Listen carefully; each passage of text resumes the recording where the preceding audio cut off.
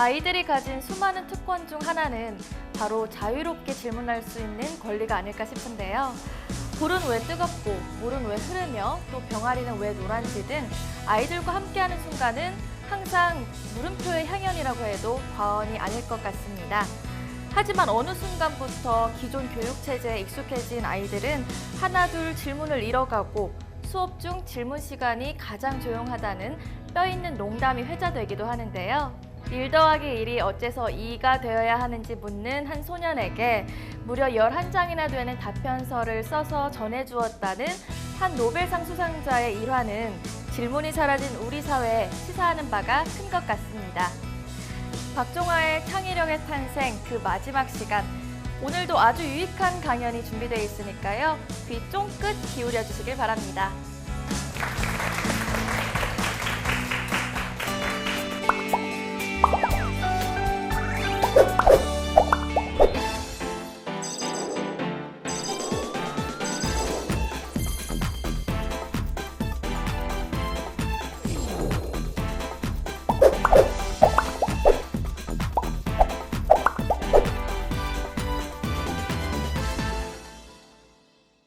안녕하세요. 박종화입니다. 만나서 반갑습니다. 오늘은 창의성에 관한 강의 중에 질문에 대한 이야기를 소개해 드리겠습니다. 질문으로 하나 시작해 볼까요? 여러분 앞에 그림 한번 봐보시죠. 이 그림 보신 적 있으십니까? 왼쪽에 있는 그림이 고호가 죽기 전에 그렸다고 하는 가샤 박사의 초상이라는 그림입니다. 오른쪽에 있는 그림은 피카소가 24살 때 그렸다라는 파이프를 든 소년이라는 작품입니다. 고호의 그림, 피카소의 그림 엄청 비싸겠죠. 오늘의 퀴즈 얼마쯤 할까요? 억대. 1990년도가 고호가 죽은 지 100년 되던 해였대요. 그때 이 그림이 사고 팔렸습니다. 우리나라 돈으로 환율을 1,200원, 1,100원 잡으면 계산이 너무 어려우니까 1달러 1,000원으로 얘기하면은요. 우리나라 돈으로 한 850억 정도에 거래됐습니다. 오른쪽에 있는 그림은 2004년에 거래가 됐었는데 우리나라 돈으로 1억 얼마 달러, 1,000억 원이 넘게 거래된 거죠. 이런 그림들이 사고 팔리면은 요즘에 한 1,000억 원 넘게 거래가 됩니다. 진짜 퀴즈를 한번 해보시죠. 이런 그림 왜 이렇게 비쌀까요? 아무튼 잘 모르겠습니다. 잘 모르겠는데 굉장히 뭔가 우리가 모르는 이러한 일들이 벌어지는 세상에 살고 있는 것 같습니다. 4차 산업혁명 이런 얘기 사람들이 많이 하는 거 아닙니까? 4차 산업혁명의 시대를 가장 많이 얘기해 주는 사례 중에 하나가 또 이런 것 같아요. 아디다스 아시죠? 신발 아디다스는 독일의 1993년 독일의 공장을 폐쇄합니다. 그리고 중국이나 베트남 쪽으로 동남아로 공장들 다 이전하죠. 왜 이전하죠? 인건비가 싸니까. 그렇죠. 인건비가 싸니까. 근데 실제로 아디다스는 동남아에 있는 공장들을 다 철수했습니다. 독일에다가 미국에다가 일본에다가 공장을 짓고 있습니다. 독일에다가 지은 공장을 사례로 얘기하면요. 10명의 사람이 일을 하는데 1년에 50만 컬러의 신발을 만든대요. 그러니까는 사람들이 신발을 사고 싶은 사람이 웹사이트 같은 데 들어가 가지고요. 자기가 좋아하는 색상, 사이즈 이렇게 클릭하는 겁니다. 그리고 맨 마지막에 엔터를 딱 누르면은요. 엔터를 누르는 순간 3D 프린터 같은 게 뭔가가 움직이고요. 로봇 같은 게 움직이면서 신발이 만들어지는데 5시간 만에 신발이 하나가 완성이 된대요. 과거에는 몇백 명의 사람이 몇 주가 걸려서 하던 그 작업이 바로 요즘에 된다는 거죠. 우리가 어떠한 세상에 살고 있는가? 4차 산업혁명 이런 얘기를 사람들이 많이 하는 것 같습니다. 그래서 이러한 시대를 사는 우리한테 무슨 능력이 필요한가? 사람들이 어떤 능력을 갖춰야 한다. 정리해서 이야기하는 게 이런 겁니다. 복잡한 문제 해결력, 비판적 사고력, 창의력, 커뮤니케이션 능력, 협업 능력 이런 이야기들을 하는 겁니다. 이런 이야기들 중에 우리한테 결론적으로 무엇이 필요한가 제가 하나 정도 꼭 말씀드리고 싶은 거는요. 질문하는 게 필요한 것 같습니다. 질문하는 거. 질문이 필요하다. 여러분 질문 많이 하십니까? 제가 우리 아이들하고 예전에 있었던 이야기 하나 소개하면은요. 장학 퀴즈 같은 걸 봤어요. 고등학생들 나오는 퀴즈를 우리 아들이 초등학교 다닐 때쯤이었었던 것 같은데 봤는데 문제가 음악의 아버지는 이런 거였습니다. 근데 아이들이 바흐 딱 맞췄어요. 뭐 고등학생 푸는 문제를 자기들 풀었으니까 뭐 흥분했죠. 막 분위기가 업돼가지고 막 얘기하고 있었는데 제가 또 질문했습니다. 음악의 어머니는 딱 그랬더니 애들이 핸델 또 맞췄어요. 이렇게 두 개 맞히고 나서는 막 집이 축제 분위기가 됐습니다. 뭐 이렇게 초등학생들이 고등학생 수준의 문제를 맞췄다고 생각을 해서 그런지 막 이렇게 하더라고요. 근데 제가 또 질문했습니다. 근데 왜 음악의 아버지는 바흐고 엄마는 핸델이야? 바흐하고 핸델이 결혼해서 음악을 낳은 거야? 이렇게요. 그랬더니 갑자기 축제적인 분위기가 확 가라앉았습니다. 그리고 아이들이 저한테 비난하더라고요. 왜 그런 쓸데없는 질문을 하냐고요. 질문할 거 질문하고 질문하지 않을 건 질문하지 말았어야 된다. 뭐 이런 얘기였어요. 바흐의 음악을 들으면 아버지의 음악처럼 뭐 이렇게 장엄하고 핸델은 엄마처럼 섬세해요. 뭐 이런 이야기를 뭐 잘 느끼지는 못하지만 그렇죠. 음악 들어보지도 않지 않습니까? 바흐의 음악, 핸델 음악 좀 들어보십니까? 음악도 거의 안 들어보고 단편적으로 외우기만 하는 것 같아요. 질문 없이 그냥 외우기만 하니까 그런 상황이 벌어지는 거 아닌가 생각이 듭니다. 사실은 질문이 많은 것들을 해결하기도 하고 새로운 것을 발견하기도 합니다. 질문에 관해서 제가 좋아하는 사례 한두 가지 소개해 드릴게요. 지금 화면에 보시는 사례는 1957년에 소련에서 스푸트니크라는 인공위성을 처음 쏘아 올렸을 때 이야기입니다. 1950년대에는요, 미국하고 소련이라는 연방이 극하게 대립하고 있었던 냉전 체제였습니다.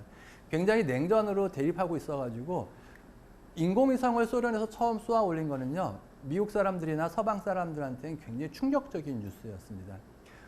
인공위성에다가 핵무기 같은 거를 넣어가지고 미국 본토에다 보낸다고 생각해 보면은 뭐 끔찍하게 사람들이 생각했었던 거죠. 그리고 과학기술은 우리가 최고야 뭐 이렇게 생각하던 미국 사람들한테 자존심의 스크래치 뭐 이런 거를 냈었던 겁니다. 근데 스푸트니크를 처음 쏘아 올렸을 때 미국 사람들 중에서는요, 잘 믿지 않았다는 사람들이 많았었던 거죠. 냉전 체제니까 이걸 했다 그랬을 때 금방 믿음이 잘 안 가잖아요. 근데 실제로 미국의 존스 홉킨스 대학의 연구원이었던 물리학 박사 2명이 이 신호를 수신합니다. 그리고 어디에 이 위성이 지금 어디를 어떤 속도로 날아가고 있는지 파악합니다. 지금처럼 뭐 컴퓨터를 누구나 쓸 수 있는 시대가 아니었기 때문에 이 사람들은 이 신호를 수신하고 파악하고 캠퍼스의 영웅이 됩니다. 그리고 사람들한테 막 잘난 체하는 거죠. 야, 위성이 어디 있는지 나한테 물어봐. 내가 가르쳐 줄게. 뭐 이런 식의 이야기요. 근데 이 연구소장이 이 친구들의 이야기를 듣고 부릅니다. 그리고 이 친구들한테 질문을 합니다. 당신들이 뭐 이렇게 했다라는 거 내가 얘기 들었네. 대단하네.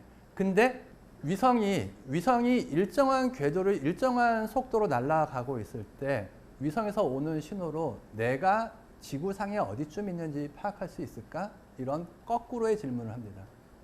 지금 위성이 어디를 어떤 속도로 날아가고 있는지 모르는 것이 이 친구들이 파악한 거잖아요. 이 연구원들이. 근데 거꾸로 질문합니다. 위성이 정해져 있는 궤도를 정해져 있는 속도로 날아가고 있을 때 내가 거기서 받는 신호를 수신해가지고 지구상에서 내가 어디쯤에 있는지 알 수 있을까? 이런 질문을 하는 겁니다. 이 질문이 필요했었던 이유는 미국의 핵잠수함 같은 것이 태평양 정도 지대를 지나가다 보면요, 때때로 좌표를 잃어가지고 어디 있는지 모르는 상황이 자주 발생했었던 거죠. 젊은 과학자들이 할 수 있겠다라는 대답을 내놨고요. 실제로 미국은 3년 있다가 5개의 인공위성을 쏘아 올립니다. 그리고 이 인공위성으로부터 받는 신호를 가지고 우리가 지금 알고 있는 GPS 시스템을 확보하게 되는 거죠. 저는 이 이야기가 굉장히 자주 생각이 나는데 질문을 바꿨을 때 새로운 무엇인가가 생기는 거잖아요. 처음에 GPS 시스템을 생각하고 인공위성 쏘아올린 게 아닐 거 아닙니까? 그렇죠? 근데 이걸 어떻게 써먹을 건지 사람들은 생각도 잘 못했을 텐데 어떤 사람의 질문으로 그리고 그 질문에 답을 찾아가는 과정으로 우리가 뭔가 대단한 혜택을 누리고 있는 거죠. 일반적으로 질문이 새로운 생각을 만들기도 하고요. 질문이 새로운 문제를 해결하기도 합니다. 제가 좋아하는 사례 하나만 더 소개해 드릴게요. 여러분 결혼했습니다. 남편이 코 골아요. 그럼 여자도 어떻게 할까요? 아무튼 코 고는 남자 어떻게 할까? 이런 그 질문이 있었는데 이런 제품이 있더라고요. 사이런트 파트너라는 제품이 있는데 실제로 이 제품 여기에서는요. 코 고는 사람의 음파를 측정해서 같은 크기 반대 주파수의 소리를 발생한대요. 우리가 예전에 학교 때 배웠을 때 음파는 이렇게 그림으로 그릴 수 있죠. 이 그림으로 음파가 그려지는 거에 같은 크기 반대 주파수의 소리를 발생시키면요. 음이 상쇄가 됩니다. 상쇄가 돼가지고 들리지 않는 그렇게 되는 거죠. 이러한 기술을 노이즈 캔슬링이라고 얘기합니다. 자동차 회사 같은 데서는 이런 걸 실제로 많이 하고 있었어요. 엔진에서 나는 소리를 파악해서 같은 크기 반대 주파수의 소리를 발생해가지고 소리가 좀 없어지게 조용하게 만드는 그러한 원리, 그러한 기술을 여기다 적용해서 코 고는 사람의 코 고는 소리를 파악해서 요만큼의 공간을 소리가 없는 공간으로 만든 거죠. 이 제품 재미있죠. 근데 제가 이 제품을 보니까 코를 고는 사람을 어떻게 코를 안 골게 할까? 이렇게 질문으로 접근만 하면은요. 코 고는 수술을 한다든지 뭘 한다든지만 합니다. 근데 질문을 바꾸는 거죠. 이 사람이 코 고는지 안 고는지 모르겠고 나한테 이 소리가 어떻게 하면 안 오게 할 수 있을까? 그렇게 했을 때 실제로 이런 제품을 만드는 겁니다. 질문이 실제로 생각을 만들기도 하고 문제를 해결하기도 하고 질문 하나 바꿨을 뿐인데 뭐 이런 거가 되는 거죠. 질문에 대한 이야기를 같이 한번 해봤으면 좋겠습니다. 사례를 하나 더 소개해 드릴게요.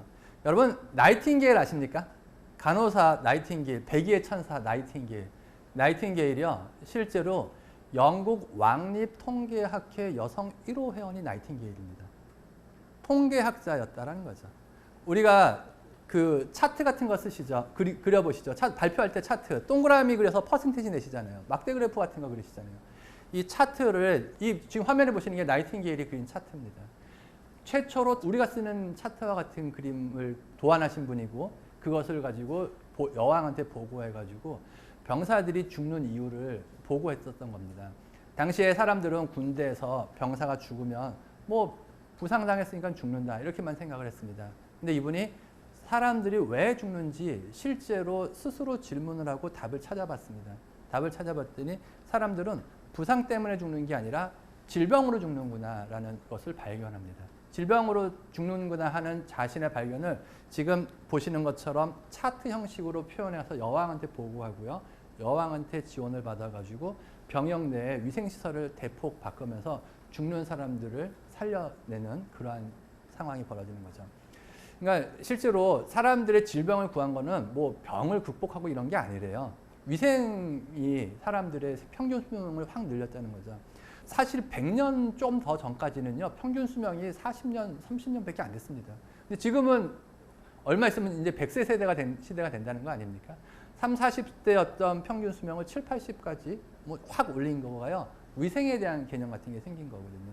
근데 그런 거를 누군가가 필요에 의해서 뭐 한 게 아니라 나이팅게일 같은 분이 질문을 통해서 뭔가를 찾아가는 방법으로 만들어졌다는 거죠. 여러분 우리가 생각해 보시면은요. 창의적인 문제 해결이라고 생각해 볼 때요. 창의적으로 문제를 해결하는 게 있고요. 창의적인 문제를 해결하는 게 있습니다. 창의적으로 문제를 해결하는 건 문제 해결입니다. 근데 창의적인 문제를 해결하는 것은 문제의 발견이라고 볼 수 있겠죠. 맞습니까? 우리가 일반적으로 컨설팅하는 사람들은 문제라는 것을 현재 상태랑 바라는 상태의 이 갭을 문제라고 봅니다. 명쾌하게 이것저것 여러 가지 주절주절 하는 것을 문제라고 정의하지 않고 문제는 현재 상태랑 바라는 상태의 뭔가 차이, 이 갭을 문제라고 생각합니다. 근데 이 갭이 생기는 거는요. 일반적으로 두 가지 상황이 생깁니다. 정상적인 상태보다 이미 발생한 뭔가 상태가 모자라서 갭이 생기기도 하고요. 정상적인 상태보다 내가 바라는 요구 수준이 높아가지고 갭이 생기기도 하고요. 받아들이십니까? 그래서 정상적인 상태보다 좀 못한 상태에서 정상적인 상태로 끌어올려야 되는 뭐가 문제가 생기면은요. 그 문제를 분석하고 원인을 찾는 거에 집중하게 됩니다. 근데 일반적인 상태에서요. 내가 바라는 상태가 높아서 뭔가 갭이 생기는 문제가 발생하는 거는요. 뭔가 아이디어를 생각하게 됩니다. 새로운 생각 같은 거를 찾게 되는 거죠. 주어진 문제를 해결하는 거와 새로운 문제를 발견하는 것은 굉장히 다른 겁니다. 지금 뭔가 정상적인 것보다 못한 상태에서 발생하는 문제는 주로 주어진 문제를 해결하는 거죠. 현재 상태도 만족스럽지만 내가 뭔가 목표를 세워서 새로운 도전적인 문제를 설정한다 그러면 그거는 새로운 문제를 발견하는 거죠. 여러분 주어진 문제를 잘 해결하는 사람이 새로운 문제도 잘 발견할까요? 두 가지 잘하는 사람은 다 잘할까요? 좀 아닐 것 같지 않습니까? 물론 똑똑한 사람들은 다 잘해 이렇게 얘기하는 거는요. 영어랑 수학이랑 생각해 보시면 맞을 것 같습니다. 영어 잘하는 애들이 수학 잘해 뭐 이렇게 얘기를 할 수도 있겠지만 영어 잘하는 능력하고 수학 잘하는 능력은 별개의 능력이잖아요. 그렇죠? 그런 것처럼 주어진 문제를 잘 해결하는 능력과 새로운 문제를 잘 발견하는 능력은 좀 다른 능력입니다.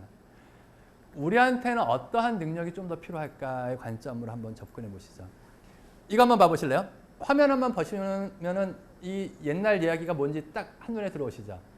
성에 왕이 살았어요. 공주가 병들었어요. 많은 의사들이 치료를 하려고 했는데 치료를 못했어요. 왕이 방을 붙였어요. 공주의 병을 낫게 해주는 사람과 공주를 결혼시키고 왕국의 후계자로 삼켰다.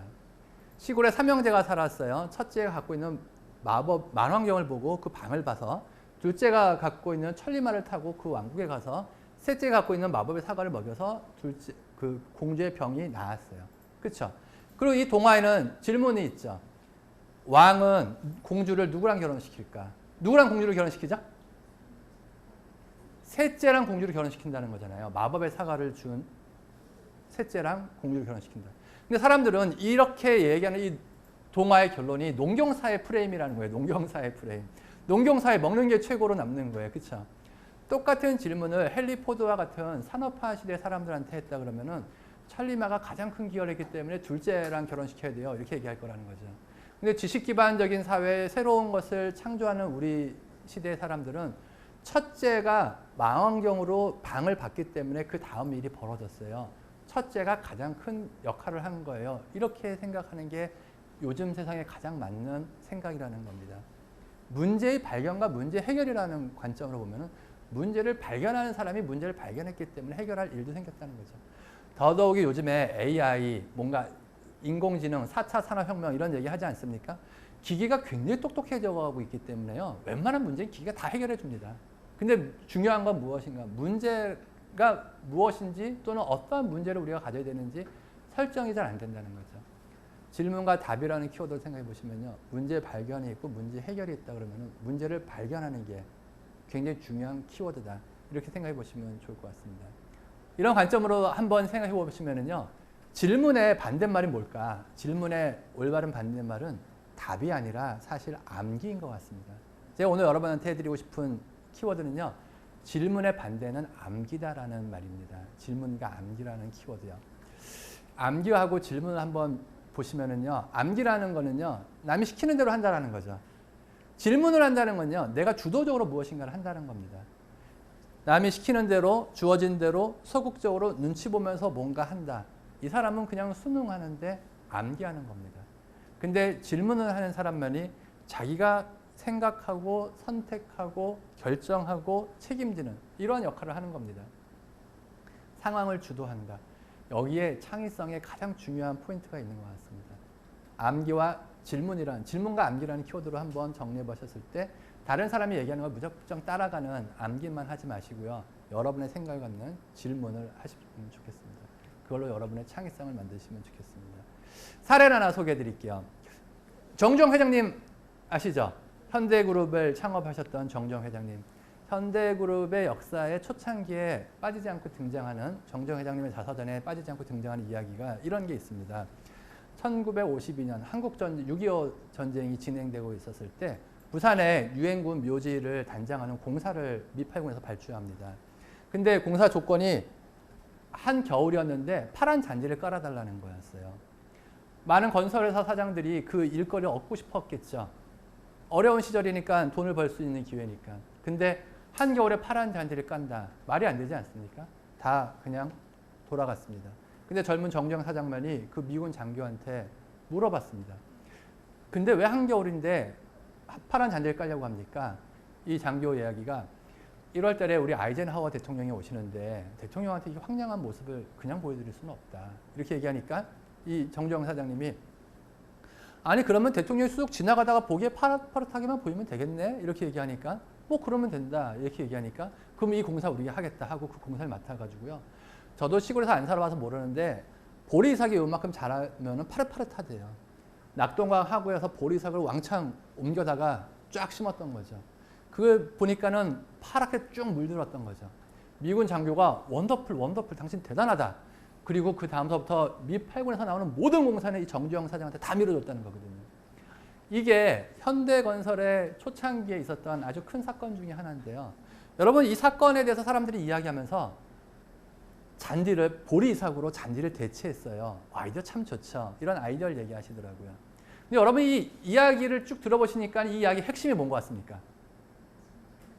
질문이죠. 그 장교한테 가서 이 일을 왜 하는 거냐? 이 질문을 했다라는 거죠. 여러분 한번 생각해 보세요. 여기다 벽돌을 100개 쌓으세요 하는데 어떤 사람은 그냥 벽돌 그냥 쌓으라니까 쌓아요. 근데 어떤 사람은 근데 이 벽돌 왜 쌓는 거예요? 하고 의미를 파악하고 쌓아요. 그냥 쌓는 사람하고 의미를 파악하고 쌓는 사람하고 누가 일을 더 잘할 수 있을까요? 이런 질문이 되는 거 아닐까요? 여러분 뭐 하고 계시는데 이유 없이 왠지 하는지도 모르고 그냥 하십니까? 반드시 거기에는 이런 정정 회장님 같은 질문이 있으셔야 합니다. 내가 시키는 일을 하더라도 그 일을 왜 하는지, 이 사람은 왜 그걸 하려고 하는지 질문하고 하는 사람과 그냥 시키니까 하는 사람하고는 아주 큰 차이가 있는 겁니다. 더더욱이 내가 새로운 것을 한다 그러면 더더욱이 차이가 나는 거겠죠. 반응한다, 주도한다 이 두 단어로 생각해 보시면은요. 다른 사람이 정해놓은 상황에 반응적으로만 무엇을 하지 마시고요. 주도적으로 무엇인가를 하셔야 합니다. 남자랑 여자랑 데이트하는데요. 남자가 여자한테 뭐 먹을래요? 뭐 하실래요? 하세요. 뭐 가시죠. 이게 반응적으로 쫓아만 다녀요. 그런 남자 별로 매력 없으시죠? 남자가 여기 한번 가시죠. 제가 검색해봤는데 여기 좋아요 하고 미리 막 준비해왔어요. 막 이렇게 리드해요. 주도해요. 듬직하죠? 적당하지 않은 사례인 것 같습니다. 이거는 편집하는 걸로. 질문의 진짜 의미는 능동적으로 주도적으로 생각하는 겁니다. 질문이라는 게 갖는 진짜 의미 무엇인가 능동적으로 주도적으로 내가 무엇인가 한다. 이렇게 한번 여러분 질문을 통해서 주도적으로 능동적으로 많은 것들을 한번 해가시면 좋겠습니다. 제가 사람들하고 강의를 해보고 느끼는 거 한두 가지만 소개해보면은요. 우리나라 신입사원 교육 같은 데 가보면은요. 해병대 캠프 같은 걸 연상시키는 이러한 교육 많이 합니다. 근데 정신력이 중요하다 이런 얘기를 한다는 거죠. 근데 우리가 많이 이야기하는 세계적인 회사들, 뭐 실리콘밸리에 있다라는 대단한 회사들의 이야기를 들어보면은 이런 정신 강화 훈련보다는 좀 다르게 자신들의 뭔가 생각을 갖는 그런 교육 프로그램을 많이 하더라고요. 지금 화면에 보시는 이 사람이 아마존의 창업자 제프 베조스라는 사람입니다. 여러분 세계 최고의 부자가 이 사람입니다. 몇 년 동안 빌 게이츠가 세계 최고의 부자였는데 금년 초서부터는 이 사람이 세계 최고의 부자입니다. 근데 이 사람이 되게 구두쇠라고 알려져 있는데요. 회사를 맨 처음에 만들 때요. 그냥 차고에 자기 집 차고에서 회사 만들 때 험 문짝 하나 가져다가요. 톱질하고 망치질하면서 자기가 쓸 책상 자기가 직접 만들었대요. 이게 그런 책상인 것 같은데 자기가 쓸 책상 자기가 만들었다라는 거죠. 그리고 어느 순간서부터 아마존의 신입사원에 들어오면은요. 교육 프로그램 중에 하나가 험 문짝 하나씩 주는 거예요. 그건 자기가 톱질하고 뭐 망치질하면서 자기가 쓸 책상 만드는 겁니다. 저는 이 이야기를 듣고 너무 감명적이더라고요. 내가 신입사원으로 아마존에 들어갔는데 험 문짝으로 내가 쓸 책상 막 톱질하고 있어요. 머릿속으로 무슨 생각이 들까요? 20년 전으로 시간 여행을 하면서 우리 창업자하고 같이 뭐 창업을 하는 그런 기분도 막 느껴지지 않을까요? 하면은 왜 하는지 이유가 있어야 되는데 이유도 없이 남들이 하니까 이게 중요하지 그런 것만 하는 사람들이 있는 반면에 누군가는 가치를 추구하고 이게 필요해 그런 걸 한다 그러면은 여러분 질문이 갖는 진짜 의미는요. 왜 하는지 이유를 알고 내가 주도적으로 내가 능동적으로 뭔가 하는 겁니다. 그러니까 가장 기본적으로는 당연하게 생각하지 마시고 항상 질문을 해보시면 좋겠습니다. 자 오늘 이야기를 한번 정리해 보면은요. 창의성에서 질문이 중요한데 질문의 진짜 의미는 질문이라는 것은 능동적이고 주도적으로 내가 생각을 하고 행동하는 겁니다. 그런 의미로 질문의 반대말은 암기입니다. 시키는 대로 하는 게 아니라 질문은 자신의 생각을 갖는 거니까요. 그 사람들의 이야기를 들어보면 이런 거죠. 누군가 이렇게 턴을 하면서 세계 신기록을 세웠어요. 누군가 이렇게 우스꽝스럽게 뛰면서 올림픽에서 금메달을 받았어요. 이런 얘기를 하는 거죠. 이렇게 얘기하면서 사람들은 말합니다. 운동 에너지를 유지시켜주고 있다. 또는 뭔가 무게중심을 낮추면서 높이를 높일 수 있다. 여러 가지 운동 역학적인 이야기를 합니다. 근데 여러분 한번 질문 한번 해보시죠. 이걸 최초로 시도한 선수들은 이러한 이론을 알고 했을까요? 아니면 그냥 했을까요? 그냥 한 거죠. 처음에 누군가는요. 이런저런 시도하면서 새로운 걸 만듭니다. 그리고 그걸 해석하는 사람들은요. 검증만 할 수밖에 없는 겁니다. 여러분 도전적인 마음으로 질문을 통해서 더 많은 시도를 하시면 좋겠습니다. 그러한 시도를 통해서 멋진 일들을 만나가시면 좋겠습니다. 동영상 하나 보시죠. 실제로 지금도 많은 사람들은 새로운 시도를 한다는 것을 볼 수 있습니다. 뒤쳐져 있는 선수가 굉장히 이상한 포즈를 취하지 않습니까? 근데 뒤쳐져 있는 선수가 앞에 선수들을 앞지르고 따라 붙었죠. 그리고 압도적으로 1등으로 달리고 있는 선두를 지금 쫓아갑니다. 선두는 진짜 열심히 발을 굴리고 있는데 이 선수는 그냥 폼만 잡고 있습니다. 근데 바퀴 돌아가는 걸 보니까는 이 선수가 앞지를 것 같죠? 실제로 압도적인 1등을 지금 앞지르고 이 선수가 1등으로 지금 가고 있습니다.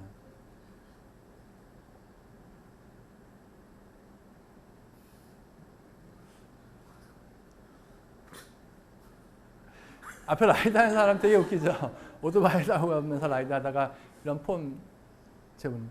이 사람이 즉흥적으로 하는 건 아닌 것 같아요. 그렇죠? 준비도 많이 하고 상황에 맞게도 하고 뭐 이런 거가 있는 거죠. 근데 누군가는 이렇게 새로운 시도, 새로운 것들을 통해서 뭔가 대단한 걸 만들어 가고 있습니다. 짐을 통해서 더 멋진 시도, 더 멋지고 새로운 것들을 만들어 가시는 여러분이 되시면 좋겠습니다. 자, 오늘 제가 준비한 이야기 이만큼 하겠습니다. 감사합니다.